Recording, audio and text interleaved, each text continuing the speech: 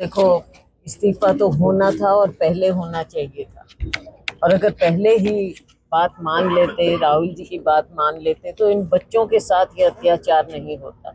बच्चों को सड़क पर आने को मजबूर नहीं किया जाता। पहले से राहुल जी ने ये बात उठाई, लेकिन देश के जब लाखों बच्चे इस तरह से आए, सड़कों पर आए, तब इस सरकार को होश आया। हमने अपनी लड़ाई लड़ी, बच्चों ने लड़ी, सबने एक ऐसा माहौल बनाया कि सरकार को झुकना पड़ा। और ये सरकार जो कि कहती थी कि हम झुकेंगे नहीं और हम किसी का इस्तीफा नहीं लेते, ये तो नैतिकता नाम की कोई चीज ही नहीं है इनके पास। जब इतना मजबूर किया तब जाके इस्तीफा दिया। तो इसमें कौन सा इन्होंने ऐसे वो किया। लेकिन अभी भी कुछ मुद्दे हैं, राहुल जी ने कहा है, उन मुद्दों को भी अभी इनको क्लियर करना पड़ेगा। जैसे हरियाणा में भी कई पेपर लीक होते हैं, तो क्या कितनी बार हुए हैं, हमने कितनी बार उसके खिलाफ प्रदर्शन, धरने, जुलूस कितनी बार किया है। और कब से हम कर रहे हैं, हर जगह, हर स्टेट में। बल्कि अभी उत्तराखंड में मैं थी, वहां फिर पेपर लीक, और मैं उनको ये मैंने कहा, हम तो हरियाणा को समझते थे, उत्तराखंड भी उसमें, और अब तो सारा देश। इस सरकार को बच्चों के भविष्य से कोई चिंता नहीं है। इन्होंने अपनी नई एजुकेशन पॉलिसी लगा दी, और अब देख रहे हो आप किस तरह से ये इनकी ये टेस्टिंग जो होती है, हर बार फिर लीक हो जाता है।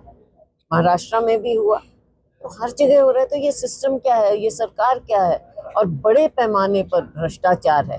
ये जब आपने देखा नए बिल की जो बात हो रही है, इसका मतलब सरकार ने खुद माना है।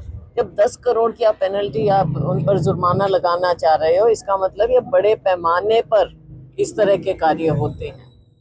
ये सरकार खुद मानती है। हम फिर जो भी कानून बनाए जाएंगे या जो दुरुस्त आए तो मैं नहीं कह सकती, दुरुस्त तो नहीं आए।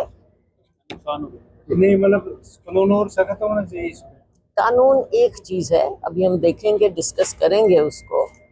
लेकिन इसके साथ और बहुत से पहलू हैं। बच्चों के ऊपर अत्याचार हुआ, किसने ऑर्डर किया, क्यों उनके ऊपर वो पैलेट्स, वो वाली गन चलाई गई, क्यों लाठियां जिनमें कीलें लगी हुई थी वो, और उसके अंदर लोग, जिस सब मीडिया में है, सिविल कपड़ों में कैसे थे, कौन थे वो, क्या पुलिस के थे, फोर्स के थे, या गुंडा एलिमेंट को सरकार ने भेजा, क्या किया। तो ये सारी इंक्वायरी होना चाहिए। मासूम बच्चे, छोटे छोटे लड़के लड़कियां सब वहां पे हैं, और उनके ऊपर आप ऐसे अत्याचार कर रहे हो।